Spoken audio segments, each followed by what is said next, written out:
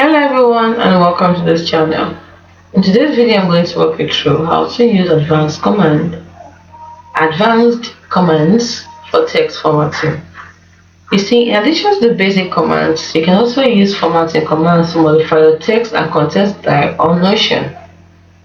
So we have examples for bold, Command plus B when using Mac, and Control plus B when using Windows. If you want to italic it, all you have to do if you're using the Mac is Command plus I, Windows Control plus I. If you want the line for Mac, Command plus U, Windows Control plus U. If you want strike through, Command plus Shift plus X for Mac, and Control plus Shift plus X for Windows. If you want code block or Command plus Shift plus C for Mac and Control plus Shift or C plus C for Windows. And if you want highlight, /highlight.